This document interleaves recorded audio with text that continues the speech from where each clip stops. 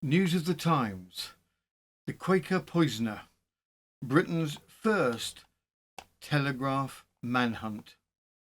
Slough, 1845. In 1845, a quiet country lane, a glass of porter, and a single drop of poison set in motion one of the most extraordinary manhunts in British history. Not because of the crime, but because of the technology that caught the killer. This is the first murder case in the world where the electric telegraph outran a fleeing suspect, a moment when science, crime and Victorian domestic life collided in a way no one had ever seen before. And at the centre of it all stood John Tawell, outwardly a respectable Quaker gentleman, inwardly something very different. A man whose secrets stretched from Norfolk to New South Wales, and whose fear of scandal proved more fatal than any motive for money. Tonight we step into the streets of Slough and Salt Hill. We follow the message that raced along the wires. We examine the evidence, the relationships, the contradictions, and the execution that shocked the nation. This is a story of poison, technology, and Victorian morality that would change policing forever. And in today's end of episode segment of Further Particulars, a little Victorian tale that begins with a perfectly ordinary breakfast and ends with something rather less civilized. It's amazing how quickly a quiet morning, a warm fire, and a plate of toast can turn into a full-scale domestic opera. Brace yourself. Victorian manners are about to take a brief holiday. Now, before we set the telegraph wires humming, a small favour. Do like, subscribe and share if you'd be so kind. It keeps us in the good graces of the algorithm, which, much like Victorian poisoners, can be oddly temperamental. So, make yourselves comfortable and let us take you to England in 1845, a world of steam trains, strict bonnets, and the brand new electric telegraph, a device so modern that most people suspected it of witchcraft. And yet, it's about to outrun a murderer. Policing in 1845. Before 1845, a police pursuit was a decidedly physical affair. If a suspect bolted, officers chased on horseback or on foot, or failing that, hoped someone recognised the fugitive at the next coaching inn. News travelled slowly, and criminals often disappeared simply by catching an earlier train or hiring a fast cart. By early 1845, the Great Western Railway had installed the electric telegraph along the line between Paddington and Slough, a two-wire system using the Cook and Wheatstone needles. To most Victorian passers-by, it was a curious, almost unsettling sight. Slender wires carried on poles beside the track, tended by railway electricians whose instruments clicked and flickered with a language few yet understood. What the public did know was this: messages now travelled faster than any train, and the age of rapid communication had quietly begun. To the Victorian onlooker, the system seemed almost uncanny, a mechanism capable of sending through faster than any human could travel. Few officers knew how to use it, fewer still trusted it. But on a cold January evening, it would prove itself in spectacular fashion. For the first time, the pursuit of a murderer would hinge not on boots or horseflesh, but on a message tapped across the wire. Quakers in England. By the mid-19th century, the Society of Friends, more commonly known as the Quakers, were one of the most distinctive religious communities in Britain. Emerging in the 17th century under George Fox, they emphasised simplicity, spiritual equality, and an inward personal experience of God rather than formal ritual. Quakers were widely recognized for their plain dress, plain speech, and principled conduct. They avoided oaths, refused military service, and cultivated reputations for honesty in business. Many of Britain's prominent banking, manufacturing, and philanthropic families, Barclays, Lloyds, Cadburys, Fry, were of Quaker stock.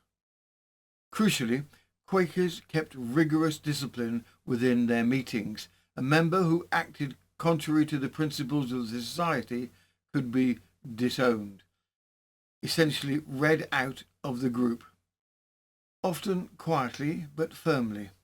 But by 1845, this meant that anyone representing themselves as a Quaker, while no longer recognised by the society, was trading on a reputation they no longer held.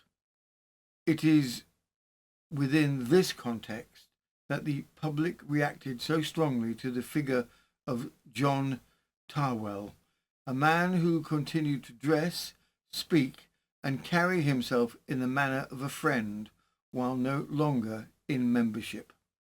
For many, the horror lay not only in the crime, but in the perceived misuse of a community associated with integrity and restraint. A note on sources.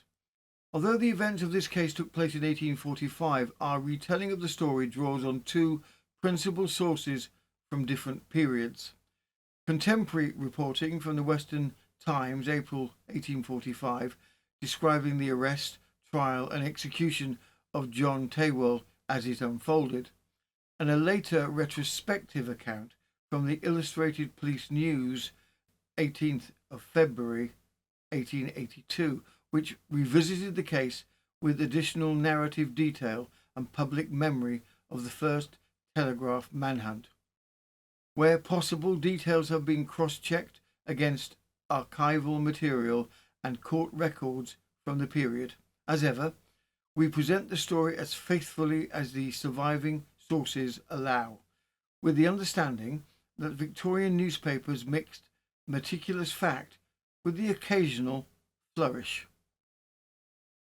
A death on the road to Slough. New Year's Day, 1845.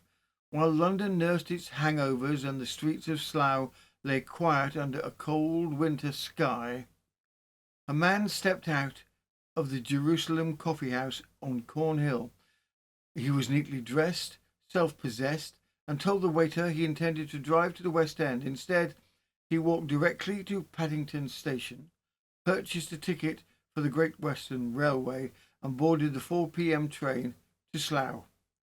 His name was John Tawell.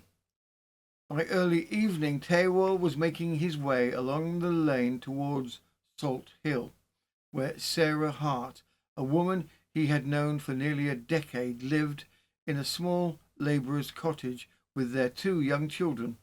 She welcomed him in without hesitation. To the neighbours, the visit seemed entirely ordinary, and for a short while it was. Tawell asked her to fetch some porter from the Windmill Inn. Sarah went cheerfully. She was seen entering the inn in good spirits, borrowing a corkscrew, and returning along the lane with a bottle in hand, the very picture of a woman about to enjoy a quiet evening. She would not live another quarter of an hour. Next door lived Mrs. Ashby, a respectable woman who knew Sarah well, while she was sitting at her work table when she heard an odd noise coming through the thin party wall, a muffled cry or a stifled moan, followed by an uneasy silence.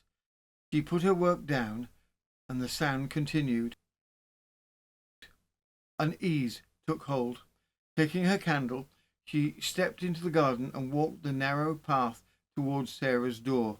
As she approached the gate, she saw a man coming out of the cottage, the same man who had arrived only a minute earlier. It was Tawell. He appeared agitated, fumbling with the latch of the gate. His hands shook. Mrs. Ashby had to help him open it. Something was clearly wrong, and she said so. "What is the matter with my neighbour? I am afraid she is ill." Tawell made no reply. He merely looked at her, a long, searching glance, and then hurried away into the night. Inside the cottage, the scene was dreadful. The table stood set for two, the corked porter bottle now open, two glasses beside it, one containing only froth and the other a mixture of porter or porter and water.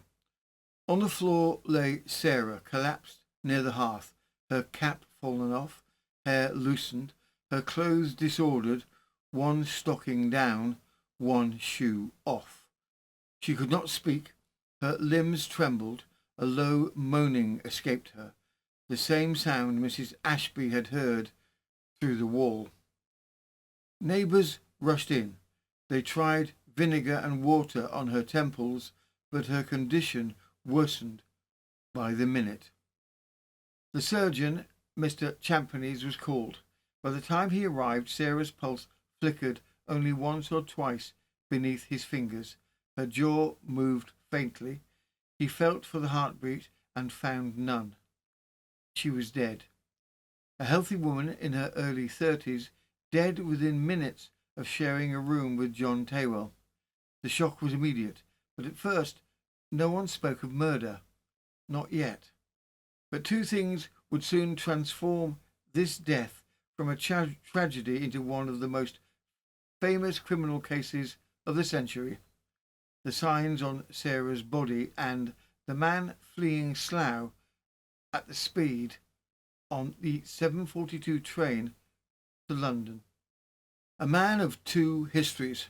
On the surface, John Tawell appeared to be the very model of a respectable middle-aged gentleman. He lived comfortably in London, dressed plainly, but was well spoken, with the measured calm of a man accustomed to order, and he conducted himself with the outward manner of someone who prized decorum.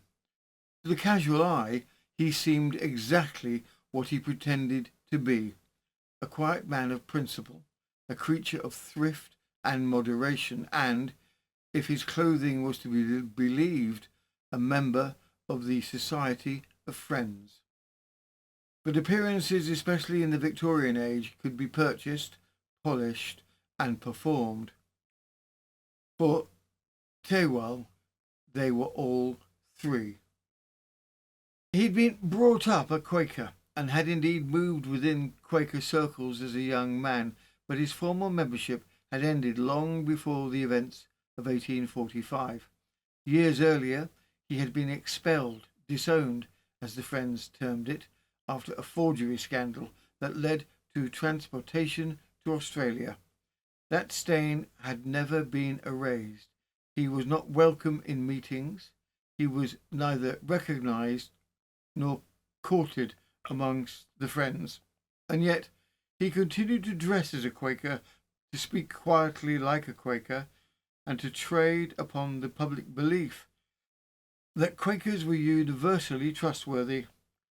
It proved a very useful disguise. The Australian fortune. Transportation had not ruined John Tawell. It had rather perseverely refined him. In Sydney he prospered. Shopkeeping, importing, chemical trade, druggist, even dabbling in shipping and oils. He became a man of substance, a man invited to dinners hosted by Sam Terry, the so-called Australian Rothschild. By the time he sailed home in 1838, he had transformed himself from transported felon into a gentleman of capital. For Tawell, his accumulated wealth allowed for a carefully polished return to English respectability, a house in Southwark, charitable involvement with Quakers, carefully chosen acquaintances, and an outward air of sober self-discipline. Yet beneath that polished exterior lay a man of profound duplicity, a man who courted the appearance of honour while concealing deeds that would eventually bring him to the scaffold. An apprenticeship in poison. Among the many trades Tawell dabbled in during the years in Australia, one stands out with terrible relevance. He worked in a chemist's shop in Sydney. It was respectable work, steady and well regarded, but it also placed into his hands a catalogue of substances that respectable Victorians rarely encountered. By the 1830s, chemists stocked nearly everything: laudanum, opium preparations, arsenic, laurel water, mercury compounds, and prussic acid. Here, behind that counter, Tawell learned exactly what hydrocyanic acid could do. He learnt its odour, its rapidity, its astonishing power, even in minute doses. He learned how it mixed, how it masked, and how it killed. And he learned how difficult it was to detect at a post-mortem, as it dissipated in the body at a rapid rate. No formal education was required for the role. Chemists were taught by demonstration and familiarity. Tawell absorbed it all.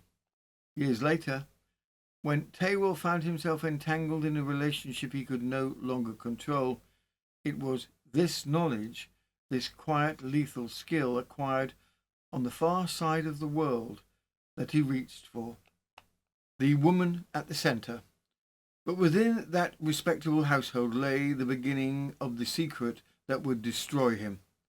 Sarah Hart first appeared not as scandal, but as service, as she was engaged to nurse Mrs. Tawell in her last illness. It was during this time, when his first wife was dying, that Tawell and Sarah formed a clandestine relationship. What began as proximity became intimacy, and what became intimacy grew into a long-standing entanglement, complete with children, living expenses, and a dependence Sarah could not easily relinquish. After his wife's death, Sarah left the household in the family way.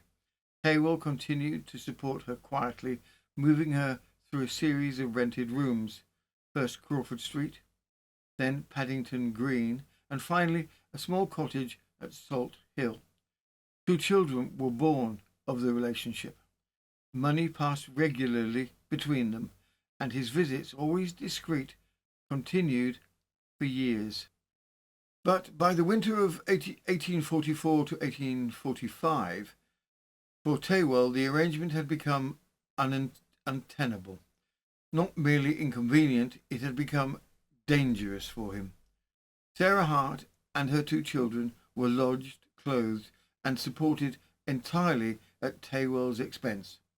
For years he had managed these payments quietly, but his finances were no longer what they'd been in Australia.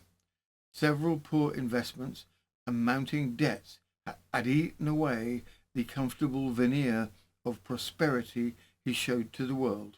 Money was, once again, a tightening cord around his life. Yet it was not the cost alone that troubled him. Tawell was now remarried to a highly respectable and wealthy Quaker widow, a woman whose community valued moral purity, steadiness, and unimpeachable conduct. Should the truth of his relationship with Sarah ever surface, the consequences would be catastrophic. Victorian Quaker society could forgive many things, but not deceit of this magnitude. If Tawell withdrew his support, Sarah would have only one recourse: to apply for support with the parish. And once the parish became involved, the law would follow. The bastardy laws were explicit. A father could be compelled to pay maintenance for a child until the age of 16, publicly, formally, with his name attached. Exposure would destroy his social standing, undermine his marriage, and topple the fragile respectability he had spent years constructing upon his return from Sydney. Sarah had become, in the cold mathematics of Victorian life, a liability he no longer wished to carry.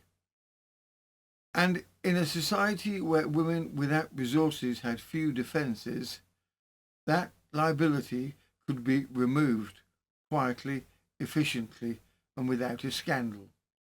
The path Tawell chose was darker than most. Upon Sarah being found on the floor, moaning and in obvious pain by her neighbour, Mrs. Ashley, the surgeon was called. Mr. Champneys, the village surgeon, arrived quickly. He felt for a pulse, thought he detected a faint beat, felt over the heart, and found nothing. A slight movement of the tongue, a tremor of the jaw, and then stillness. Sarah Hart was gone. All the while, the visitor, the man Sarah's neighbour had been leaving her cottage only minutes earlier, was already departing Salt Hill at speed, first to Slough Station, then suddenly not to the station but onto an Eton omnibus instead. When asked where he wished to alight, he answered, at Hertshall House. The driver pointed out that this was nowhere near Eton, but Tawell insisted. He got off, then inexplicably he walked towards Eton anyway.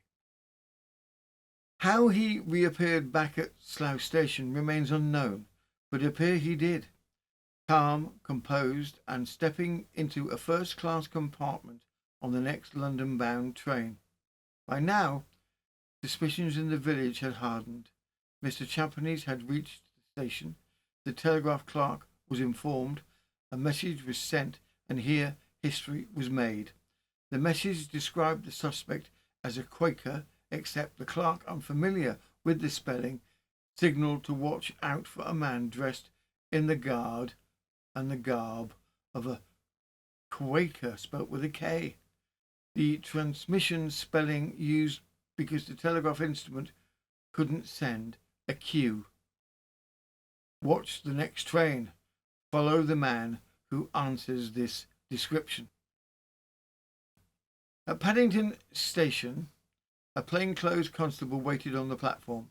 He watched the first-class passengers disembark. Only one man matched the listed description, a small, neat, soberly dressed figure in a Quaker-style coat. He stepped straight into a New Road omnibus. The plainclothes constable quietly followed. From there began an extraordinary trail through London. Paddington to the Bank via omnibus, a pause at the Wellington statue, a visit to the Jerusalem Coffee House, over London Bridge to a Borough Coffee House, back over the bridge again, down Cannon Street, and finally into a Quaker-run lodging house in Scott's Yard. The constable shadowed him without interruption. By the next morning, Tawell had moved again, but the policeman, with additional support from the station, found him back at the Jerusalem Coffee House.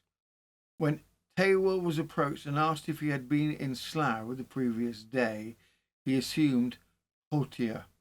From the Illustrated Police News, the 18th of February 1882, the arrest of Tawell. Tawell was asked if he had been to Slough the day before, and he said he had not been out of town all day, and that he knew nobody at Slough. When told of the suspicions against him, he said, "My station in society places me above suspicion. You must be mistaken as to the identity." He was then taken into custody. While he was in custody, he told the policeman Perkins that Sarah Hart had lived in his service 5 years ago. Then he was pestered with letters from her for money, and that she had sent him to say that she would make away with herself. He continued that he went down to Slough and she asked him for money. He refused to give her any, and then she asked for some beer. He sent her for some, and she had a glass, as also did he. She then said, I will, and from a small phial, no bigger than a thimble, poured something into the beer, drank part of it down, and threw the symbol into the fire. She then laid down to the hearthrug, and he, Tawell, walked out. He should not have done so if he thought she was in earnest. Certainly not.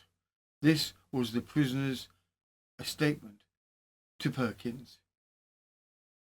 It was, as defences go, bold, but the chase was over, and it had been won not by the speed on horseback, not by luck, nor by human messenger, but by a series of electrical clicks travelling along a thin copper wire above the Great Western Railway. For the first time in history, a murderer had been caught by telegraph. A new era begins. When newspapers later reported on the case, Victorians were astonished, almost unsettled, by the notion that a fleeing suspect could be followed not by horse, not by fast footwork, but by signals travelling along metal wires at a speed the human mind struggled to grasp. For many readers it felt like the moment a distinctly modern age announced itself. And at its centre stood a man who had trusted entirely in darkness, distance, and discretion. John Tawell believed he had outrun justice. He had not outrun the telegraph. He could not have known it then, but he would pass into history as the first man in Britain captured with the aid of electricity, a moment that changed policing, communication, and public imagination in one stroke. Within weeks, his trial would become one of the most sensational of the 19th century. Tawell questioned, a tangle of explanations. Over the next hours, Tawell attempted several explanations. Sarah had been troubled in mind. She may have taken something accidentally. Perhaps she was unwell before he arrived. He had left her perfectly well. Each answer contradicted another. When shown his forged prescription for prussic acid, he remarked only, a man in business must often sign things in haste. When asked to explain why he had visited her secretly, he said, out of charity. When asked whether the youngest child was his, he refused to answer. The police did not push him into confession. Victorian interrogations were not yet structured in that manner. But his contradictions were piling up, and his composure was thinning at the edges. Held for murder. By the end of the day, a magistrate ordered that he to be held on suspicion of poisoning Sarah Hart. The evidence was circumstantial, but strong. He had forged purchase of prussic acid twice. His visit at the exact hour she became violently ill, what appeared to be an attempt to flee, and the telegraph message that blocked his path. Most telling of all was his behaviour. Controlled, evasive, and unable to explain why he had gone to Sarah Hart's home at all. The man perceived as a Quaker, quiet, modest, unassuming, was now the centre of the most modern manhunt Britain had ever seen, and the public, mesmerised by the idea of a crime solved by electricity, was already devouring every word. Within the inquest, Tawell maintained his initial air of superiority. The judge, with the preponderance of evidence against him, quickly found him guilty of wilful murder. Tawell would stand trial. The trial that captivated Britain. By the time John Tawell stood in the dock at Aylesbury in March 1845, the country had already chosen its villain. Not because the evidence was overwhelming, much of it was circumstantial, but because the story was irresistible. A poisoning, a fallen Quaker, a forged prescription, a secret liaison, a chase by telegraph, the first in history, and a man who had built his life upon the appearance of sobriety and moral restraint. A courtroom steeped in expectation. From the moment proceedings began, the public gallery was full to bursting. Women arrived early, armed with shawls and sandwiches. Newspaper artists sharpened pencils, and reporters jostled for space. Tawell stood in black, his broad-brimmed hat removed, hands folded before him. He had shaved his beard, an odd gesture giving the accusations of the Quaker murderer, perhaps an attempt to soften the association, to appear less like the caricature the press had drawn. He remained calm, composed, courteous, a picture once again of the respectable man he wished the world to see. At the centre of the prosecution case was the long-standing relationship between Tawell and Sarah, a vulnerable young woman with two illegitimate children who were financially at the mercy of Tawell. But Sarah also knew Tawell's secrets. She knew of his unsavoury past of forging and of his transportation to Australia. She and Tawell had ostensibly begun a relationship as she nursed his first wife. He was the father of two illegitimate children, concurrently running a second household whilst being married to his wealthy Quaker wife. To avoid scandal, Sarah was settled quietly into a cottage at Salt Hill near Slough with her two children. Tawell visited, wrote to her, and provided money where necessary. The arrangement was barely concealed from the locals. Several witnesses later testified that a man dressed like a Quaker visited her frequently. For all of that, Sarah's position was profoundly vulnerable. She was financially dependent upon him, socially compromised, increasingly isolated, and living in a community where every knock at the door was noticed.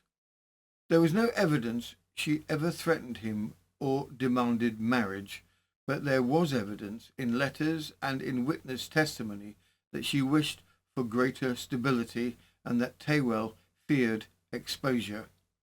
Sarah's two children almost certainly were his. Victorian society was not gentle with illegitimacy.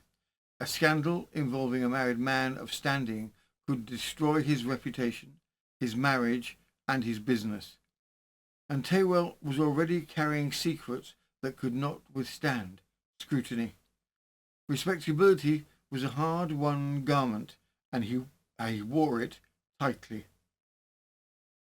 To be exposed now as an adulterer, a father of illegitimate children, a former convict, a man entangled with a vulnerable woman would have unravelled everything he had rebuilt.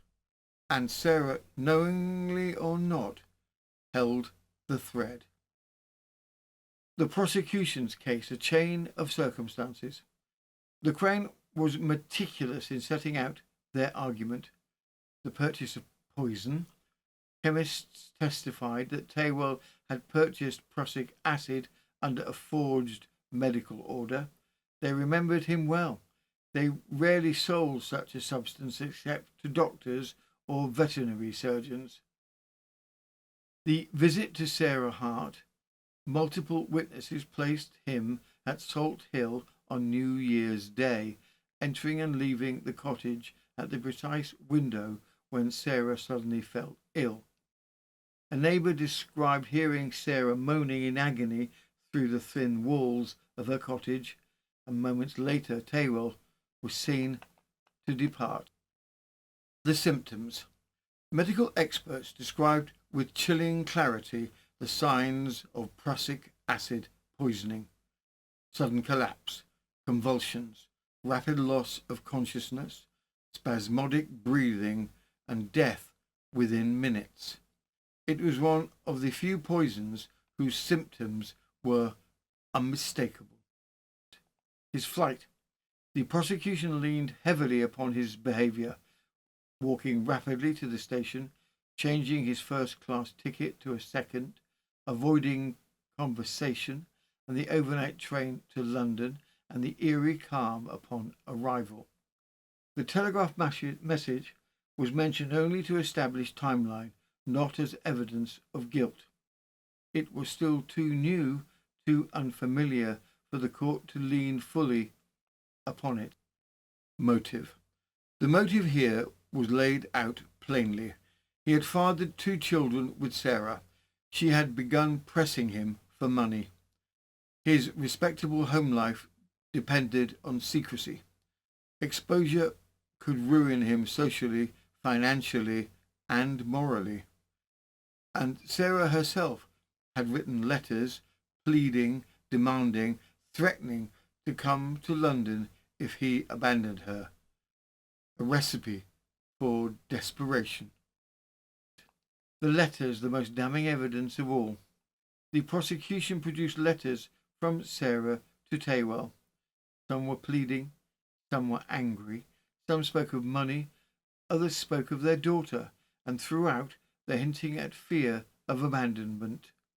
The image painted was not simply of a clandestine relationship, but of a man who had lost control of its consequences, and perhaps they thought a man who sought to solve an inconvenient problem by the fastest means available. The defence. Apple Pip Kelly and a desperate argument. Tawell's counsel, Sergeant Kelly, respected, eloquent and famously well paid, found himself with a problem. The scientific evidence was overwhelming. The witness testimonies were consistent, and his client's movements on the night left little room for innocent interpretation.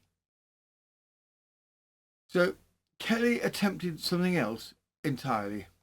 He did not challenge the chain of events. He did not dispute Tawell's presence. He did not even meaningfully question the chemist. Instead, he tried to persuade the jury that Sarah Hart had poisoned herself accidentally by swallowing apple pips. It was true, as the scientific witnesses conceded, that prussic acid could be derived from apple seeds, but only in quantities so minute as to be barely measurable, let alone fatal.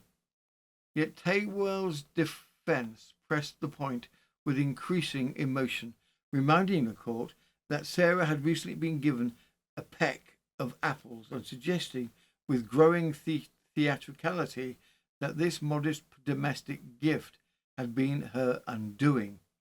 The court was incredulous, and at one stage Kelly was moved to tears, tears which the newspapers later referred to with considerable relish and no little sarcasm as the 1,000-guinea tears, a pointed reference to the handsome fee he had received from Tawell. The attempt did not land. A murmur of disapproval rippled through the courtroom. The jury, hearing the argument laid out in full, could not be persuaded that a healthy woman had, by misfortune, consumed enough apple seeds to create a fatal dose of hydrocyanuric acid. By the time Kelly sat down, the defence had gained little beyond notoriety. Indeed, from that day forward, he carried an unwelcome nickname in legal circles, Apple Pip Kelly. It was, as even contemporaries admitted, a desperate defence for a desperate man. The judges summing up. Baron Park delivered a measured but unmistakably pointed summing up. He acknowledged the lack of direct eyewitness testimony, but he stressed the sequence. Tawell buys poison. Tawell visits Sarah. Sarah dies instantly of the same poison. Tawell flees, and Tawell gives contradictory explanations. A chain, he said, so closely linked that no reasonable alternative can be drawn. The courtroom was silent as the jury retired. They returned far more quickly than expected. Guilty. The single word landed with a peculiar stillness. Some women in the gallery gasped, others nodded solemnly. Reporters dipped pens, already preparing the next morning's headline. Tawell did not collapse, cry, shake, or plead. He simply bowed his head. Even at the moment of ruin, he maintained the quiet, careful self-possession that had defined his entire adult life. The sentence. The judge delivered the inevitable, death by hanging at Aylesbury Jail. There was no hesitation, no judicial doubt. Murder by poison was considered particularly cold and calculated, and the law of 1845 showed no mercy. Tawell bowed once again, calm, controlled, almost resigned. The trial only lasted 2 days, but it had transformed British criminal history, pairing the oldest penalty with the newest technology. The scaffold and the telegraph standing side by side, and the nation, entranced by this blend of modernity and morality, waited eagerly for the final chapter. By the morning of the 5th of April 1845, the execution of John Tawell had become something more than a legal formality. It was a national spectacle. Few poisonings in living memory had gripped the public imagination quite so fiercely, and fewer still had involved a chase conducted by electric wires. Tawell had been watched, discussed, speculated over, and morally dissected long before he ever approached the scaffold at Aylesbury. Victorian newspapers, never ones to let a sensational case pass unrecorded, followed his final days with almost clinical fascination. The Western Times, like many of the papers, offered readers a blow-by-blow chronicle, from the petitions made on Tawell's behalf to the last farewells in the condemned cell. Their account, published on the morning of the execution, captured both the public hunger for detail and the strange mixture of pity and condemnation that so often attended poisoners. From the Western Times, the 5th of April, 1845, the execution of John Tawell. Since the execution of Tell in 1824, no case has excited such intense interest as Tawell's. Every particular of his life had been minutely recorded, from his birth in Norfolk to his transportation for forgery, his conduct at Sydney, the farewell dinner given him there on his return, at which Sam Perry, the Australian Rothschild, who is supposed to have died worth £1,800,000, presided. All have been chronicled and read with intense avidity. He was visited by his wife and her daughter and his brother on the Tuesday, who remained with him upwards of 2 hours. Their self-command was extraordinary. A petition on his behalf was presented to Sir James Graham on Monday, who declined to interfere, and the Tuesday evening it was intimated to him that the final event was near at hand, and that he should consider the remaining period between him and eternity more as hours than days. He seemed somewhat shocked, and an exclamation escaped his lips, but he did not inquire the exact day. On Wednesday his wife, her daughter, and his brother took their last farewell. He prayed earnestly and eloquently, the daughter weeping the whole time. Even then the wife was reluctant to abandon all hope. The night previous to his execution was for the most part spent in prayer and reading the scriptures, his presence of mind and extraordinary fortitude never forsaking him. At 3 in the morning he partook of breakfast and then slept for about half an hour. The interval from 5 to 7:30 was principally occupied in prayer. He appeared somewhat anxious for the fatal summons to arrive, but still maintained his firmness. Everything being prepared, he was asked if he was ready, and he replied, "Quite ready to go." He was dressed in a Quaker coat, and on arriving in the great hall outside which the drop was erected, he was taken to the inner court or court hall and requested to sit down. He immediately understood that the pinioning was to take place. "Oh, am I to be pinioned, I believe now?" And he submitted with his usual fortitude.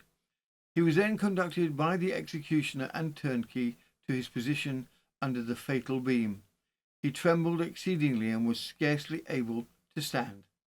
His small figure contrasted with the stalwart frame of the executioner, together with his meek and submissive air, awakened amongst the assembled multitude generally a feeling of pity and commiseration. The drop instantly fell. His whole frame was horribly convulsed. He struggled violently. His limbs rose and fell and rose again, and it was nearly 10 minutes before the contortions ceased and the dead body dangled in the breeze, a melancholy and pitiable spectacle. About 4,000 or 5,000 people were assembled, who seemed deeply impressed with the awful spectacle. A much larger number would have been present, but the authorities anticipated the usual time by a quarter of an hour. After hanging an hour, the body was untied, placed in a coffin, and by 9:15 interred within the prison walls in a grave 8 feet deep.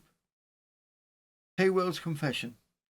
Some days before his execution, he wrote a confession in which he acknowledged that he had poisoned Sarah Hart, and that he was also guilty of the attempt upon her life in September last, as suggested by the evidence for the prosecution at his recent trial. That he was not held to the commission for the crime from pecuniary motives, but from the fear that his connection with his unfortunate victim may come to his wife's ears. Having revisited this statement the day prior to his execution, he entrusted it to the Reverend Mr. Cox, the chaplain, with a request that it should not be made public nor any copy taken, although he had no objection to its purport being known. Application has since been made to Mr. Cox for a copy of the statement, which, in consequence of the dying request of Tawell, he has refused to accede to. In the end, John Tawell's story became far larger than the man himself. A Quaker in costume only, a poisoner by cold calculation, and a husband terrified of disgrace, and a lover tangled in his own lies. He was a figure both fascinating and unsettling in Victorian Britain. Yet what truly immortalised him was not the crime, nor even the trial, but the wire stretched across the fields between Slough and London. For the first time in English history, a fugitive's description outran his own footsteps. The electric telegraph, still something of a scientific curiosity, proved capable of closing a man's world around him in a matter of minutes.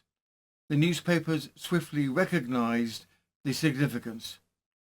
This was policing by pulse and lightning, the beginnings of a new age. Further particulars. Today's further particulars comes with a gentle reminder that nothing unsettles Victorian respectability quite like the unexpected company at breakfast, especially when the company is not your wife. Do brace yourself. The toast is about to go flying. From the Illustrated Police News, the 18th of February, 1882, disturbing a comfortable breakfast. At the Thames Police Court on Friday afternoon last week, a young German woman came before Mr. Lushington to complain of the conduct of her husband, who, she asserted, had latterly taken to ill-use her very much. Capture without proper food, and finally had turned her out of doors the previous night, compelling her to seek shelter with some of her friends. She had not, she stated, been married very long, and she and her husband had gone on very comfortably together until within the last 2 weeks or 3 weeks, when a young lady, a recent arrival from Germany, had appeared upon the scene and taking up her residence with some relatives not very far from Mayfield Buildings. Since then, the applicant's husband had changed very much toward her, and whenever he could find an excuse, was always calling at the house of the lady's friend. Applicant had, indeed, been told that they had been seen walking out together several times, and then her husband had taken the girl to a place of amusement and had told people that he should very much like to have her for a wife, if, unfortunately, he was not already provided with one. Applicant now wanted to know if her husband could turn her out in such a summary manner. His worship told her that if she could not get support from her husband, she must apply to the parish authorities. But meanwhile, he directed one of the warrant officers to go down and see the husband and make some inquiries into the matter. Accordingly, a summoning officer Gilgley went to the house with his wife to point out the place. On approaching this spot, the wife remained below, whilst the officer ascended the stairs to the rooms said to be occupied by the husband. He knocked once or twice at the door, and receiving no answer, he opened it and looked in, when a most amusing spectacle met his gaze. There, seated on a chair close to the fire, with the breakfast table close by his side, there was the gentleman he had come to see. But he was not alone, for seated on his knee was a plump, rosy-cheeked lady of about 19 or 20, whom he was feeding with little bits of toast, stopping occasionally to chuck her under her chin and give her a kiss. Neither of the pair had noticed the opening of the door, when a sharp scream from behind the officer caused him, as well as the occupants of the room, to look around quickly. The reason was all too apparent. The wronged wife had quietly followed the officer upstairs and was also witnessing of the cooing. The scream she gave was her war cry, for dashing past the astonished policeman, she went for her erring husband and his fair one in a style truly terrific. Over they went like ninepins, whilst the tables with its cups and saucers, plates and dishes were pitched right on top of them. Then, catching up a small brush, the wife commenced to administer a sound castigation to her luckless husband until he roared for mercy, whilst the young lady scrambled to her feet, made her way down the stairs and out of the house as fast as ever she could. The officer then shook his head and descended the stairs too, thinking it was best to defer his inquiries until some more auspicious occasion. Well, the tea has gone cold, which is usually the clearest possible sign that the episode has officially come to an end. Possibly the cat has been staring at me for several minutes as well. Another reliable indicator. Before you slip away into the evening, a small request. If you've enjoyed today's tale, do give the like, subscribe and share buttons a gentle tap, or an enthusiastic tap, or if you're feeling particularly enthusiastic or athletic, you may dance your way towards the hype button should you manage to locate it. It's a bit like Aladdin's cave, definitely there, but seldom where one expects.